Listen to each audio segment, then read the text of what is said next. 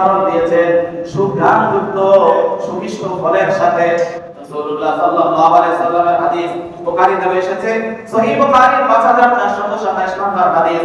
قال رسول الله صلى الله عليه وسلم مثل المؤمن الذي يقرأ القرآن كمثل القطرجة ريحها طيب وطعمها طيب ومثل المؤمن الذي لا يقرأ القرآن كمثل التمرة ومثل المنافق الذي يقرأ القرآن كمثل الريحانة ريحها طيب وطعمها مر ومثل المنافق الذي لا يقرأ القرآن كمثل الأنذرة।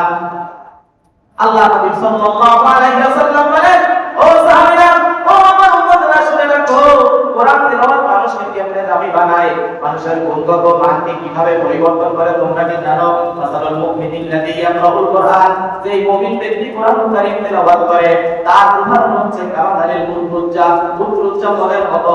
এটা আরবের একটি ফল।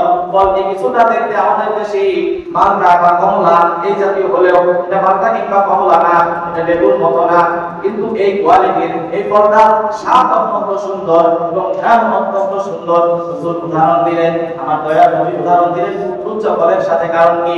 মুমিন ব্যক্তি নিজের ভিতরে ঈমানের নূর থাকার কারণে, ইশকে রাসূলের নূর থাকার কারণে, হুব্বে রাসূল হুব্বে ইলাহির নূর থাকার কারণে তার স্বাদ এমনিতেই সুমিষ্ট, তার ভিতরটা এমনিতেই নূরানি, তার কলব নূরানি, রূহ নূরানি। ফির কফিয়া খানাম আবাদাস খাকবার, মানুষের শরীরে 10টা লতিফা রয়েছে, সব যখন নূরানি হয়ে যায় একজন মানুষ বলিতে পরিণত হয়ে যায়। সেই ব্যক্তি পরিপূর্ণ মুমিন হয়, সেই ব্যক্তি পরিপূর্ণ ওলি হয়, সেই ব্যক্তি পরিপূর্ণ ওলি হয়, সেই ব্যক্তি পরিপূর্ণ মুমিন হয়।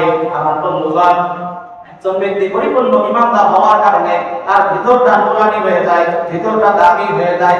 এর সঙ্গে সঙ্গে যখন সে কোরআনুল কারীম তেলাওয়াত করে, কোরআনুল কারীম তেলাওয়াত করার সঙ্গে সঙ্গে তার ভিতরের নূরটা ভিতরে চাপা থাকে না, ভিতরের নূরটা ভিতরে আটকা থাকে না, চতুর্দিকে বাতির মতো প্রকাশিত হয়ে যায়।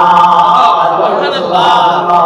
একজন মুমিন যে কোরআন তেলাওয়াত করে নিয়মিত, তার ভিতরে আলাদা একটা পাওয়ার আল্লাহ রাব্বুল আলামিন তৈরি করে দেন। আমরা তো কোরআনুল কারীম যখন তেলাওয়াত করি, তাকে দেখি সাদা কাগজের উপর কালো কালো হরফ দিয়ে কিছু লেখা, বুঝলে তো বুঝলাম, না বুঝলে তো না বুঝলাম। কিন্তু কোরআনুল কারীমের আয়াতগুলি স্বাভাবিক শুধু এভাবে কালো হরফ দিয়ে সাদা কাগজের উপর লিখিত কোনো স্বাভাবিক জিনিস নয়।